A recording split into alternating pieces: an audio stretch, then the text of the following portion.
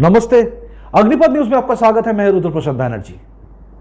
आप सबको मालूम है कि कल एक आम इंसान जिनका नाम था कन्हैयालाल कन्हैयालाल कौन था?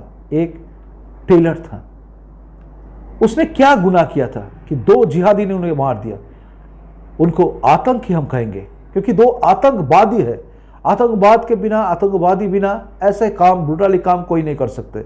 लेकिन उन लोगों के पास आतंकवाद है, वो टेररिस्ट है। वो टेररिस्ट, ये टेररिज्म का धर्म होता है। ये टेररिज्म है, इस्लामिक टेररिस्ट है। ये दोनों ने मिल के कत्ल किया, खुलेआम मारा उनको। पहले उन्होंने खुलेआम धमकी दिए थे सोशल मीडिया पर। उन्होंने बताया था एकदम कि हम मारेंगे उनको सर धड़ से अलग करके फिर हम लोग वीडियो वायरल करेंगे, उसके बाद हम सामने आएंगे। और उसके बाद उसने दोनों आतंकी ने बार बार ऐसा बात किए। और जो कन्हैयालाल था उसका गुनाह क्या था? गुनाह सिर्फ इतना ही था, उसका लड़का जो है, बच्चा लड़का, वो गेम खेलते वक्त कहीं पर भी वो सोशल मीडिया पे, फेसबुक पे नुपुर शर्मा को लेकर कोई शेयर पोस्ट था, उसको शेयर कर चुके थे। बस उसी चलते उनके ऊपर ब्लेम आ गया कि तुम हमारे नबी जी को अपमान किए हैं। उसी बात को लेकर उनके ऊपर केस हुआ, केस फाइल किया गया। उसके बाद पुलिस उसको पकड़ के ले गए। पुलिस थाना में जाके उन्होंने बोला कि मेरा बच्चा ने किया। उसके बाद उसने माफ़ी मांगा, फिर पोस्ट डिलीट हो गया। उसके बाद फिर घर चले आए। लेकिन उसके बाद भी उनके पीछे लगे थे उसका जो करीबी आदमी थे, जो लोग थे, नाजिम नाम के एक आदमी, उसने उसके ऊपर फिर 3-4 लड़का लेकर, आदमी लेकर उसको घूमने लगा, उसको देखने लगा, यानी कि रेकी किया। यानी उसके ऊपर नज़र रखते थे, उनके ऊपर उनका चलना, उनका कहाँ जाता है, क्या करता है, ये सब के ऊपर नज़र रखते थे। और दुकान खोलने के लिए धमकी, दुकान अगर खोलोगे तो मारेंगे, ऐसे करके धमकी भी दिए थे। वो लेकर उसने, यानी कि कन्हैयालाल ने फिर थाने में गए। थाना ऑफिसर जो था उन्होंने बताया कि उनको कि कुछ नहीं होगा। फिर उनको बुलाया। उन्हें जो 5 आदमी के ऊपर उन्होंने आर्जी किए थे, यानी कन्हैयालाल ने अपने प्राण की भिक्षा मांगे थे कि उसको कोई हो जाएगा, कुछ हो जाएगा, उनको मारने की धमकी दिया है। ये बात लेकर जब थाने में गए, थाने का जो एएसआई था उसने उसको बताया कि कुछ नहीं होगा। उसने बुलाया पांचों को बुलाकर उसको थाने में जाके मीमांसा कर दिए। लेकिन मीमांसा इस तरह हुआ कि कुछ नहीं हुआ। उसके बाद उसने फिर बोला कि मुझे खतरा है, मुझे बचा लीजिए, मेरे पास सिक्योरिटी गार्ड दीजिए। लेकिन कुछ नहीं हुआ। उसके बाद आप तो जानते हैं कल उनका कत्ल हो गया। कत्ल करने के बाद भी वो जो 2 टेररिस्ट है, जो इस्लामिक टेररिस्ट है, जिनको हम इस्लामिक टेररिस्ट मानते हैं, वो दोनों ने अपने वीडियो शेयर किया। उसके बाद उसने खुले चेतावनी दी प्रधानमंत्री को, यानी कि प्राइम मिनिस्टर नरेंद्र मोदी को मारने की धमकी दी। और उसने बताया कि ये तन से सर जुदा करने की जो कोशिश है, ये जो काम है, ये सबको स्प्रेड करना है। और यानी कि जो भी इस्लाम को मानते हैं उसको स्प्रेड करने के लिए बोले। उसका भी मैसेज, उसका भी वीडियो वायरल हुआ है। लेकिन हम लोग वो वीडियो नहीं दिखा पाएंगे क्योंकि वो सब वीडियो दिखाना ठीक नहीं है, वो वीडियो वायरल करना भी ठीक नहीं है। ये धमकी देने वाला वीडियो इसीलिए फैलाया गया क्या, ताकि कोई भी अगर सोचे तो इसके कार्यकलाप जो देखकर, टेररिज्म को देखकर दहशत में रहे।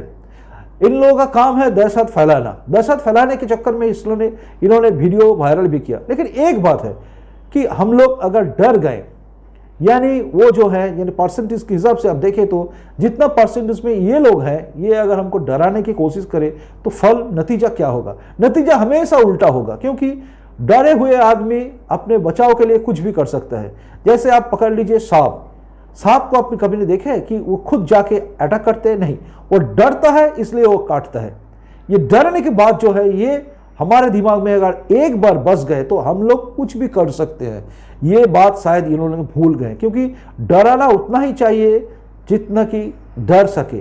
और इतना घिनौने काम करोगे, खुलेआम कत्ल करोगे, तो सारे जो इंसान हैं, जो सारे हिंदू हैं, वो सब डर जाएगा। ये बात सोचना भी गलत हो जाएगा। और इसी चलते सारे भारत में हर जगह पर इसके ऊपर प्रतिक्रिया हो रहे हैं। एवं अब देखिए तो हर जगह पर देखिए, जहां भी नजर रखिए आप वहां पर देखिए कि सनातनी लोग रास्ते में आ गए, यानी हिंदू लोग रास्ते में आ गए। रास्ते में आकर नारा लगा रहे हैं कि फांसी दो इन दोनों को। और ये कि जो कन्हैयालाल का जो है कत्ल हुआ है, उसको जस्टिस मिलना चाहिए। या दोनों अपराधी को, हम जिसको कहते हैं कि टेररिस्ट है, इस्लामिक टेररिस्ट, इन दोनों को फांसी होना चाहिए।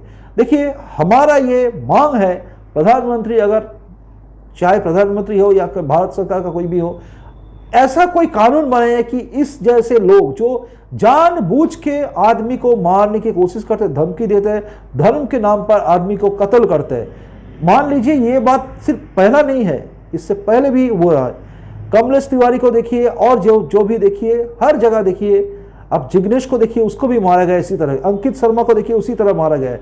हर जगह आप देखिए तो इसी तरह हिंदुओं के ऊपर अटैक करते हैं। अब ऐसा एक कानून बनाना चाहिए कि टेररिस्ट जो इस तरह के काम करते हैं उसके लिए कठिन से कठिन सजा हो जाए। यानी कि सिर्फ फांसी होने से तो एक बार झटके से मौत हो गया, मिल गया उसका मुक्ति, लेकिन ये नहीं होना चाहिए। उससे भी घिनौना कोई करना चाहिए काम। इसके लिए थोड़ा कानून बनाना चाहिए।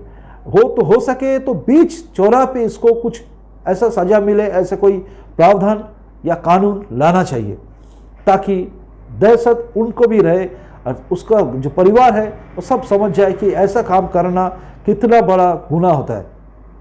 ये बात हर किसी को ध्यान में रहना चाहिए, रखना चाहिए कि भारत में ऐसा काम, तालिबानी जो काम कर रहा है, ये काम करना गलत है और हम लोग इसको कतई बर्दाश्त नहीं करेंगे। क्योंकि हम लोग हिंदू जो सनातनी है, ये लोग हम लोग देखते हैं, लेकिन हम लोग कायर नहीं है। हम लोग सोचते हैं कि कुछ ना करें। देखिए, क्षमा करना यानी कि फॉरगिवनेस हम लोगों में है, हम लोग क्षमा करते हैं सबको। लेकिन क्षमा करने का अर्थ ये नहीं कि हम लोग हर चीज में क्षमा करें। हम लोग अहिंसा में विश्वास करते हैं, लेकिन हम लोग ये मान के चलते हैं अहिंसा परम धर्म, धर्म हिंसा तथैव च, यानी कि धर्म के लिए हिंसा भी जायज है। अब इस जगह पर मना जाए, भारतवर्ष के जगह जो सनातनी है वो लोग इस दिशा पे ना जाए, ये देखना भी, जो लोग माइनॉरिटी में है वो लोग को देखना चाहिए। यही है मेरा बात कहने के बाद कि सब रहो, मिल के रहो। कुछ भी हो जाए तो कानून के पास जाओ। कानून है इस देश में। कानून को अपने हाथ में उठाने के चक्कर में देश के जितने भी है सनातनी है उनको मुश्किल में अब मत फेंको। क्योंकि अगर ये लोग भी डर गए, यानी 70% 80% आदमी अगर डर गए ना, तो हालात और भी खराब हो सकते हैं। यही था आज की वार्ता। चलते हैं। नमस्कार।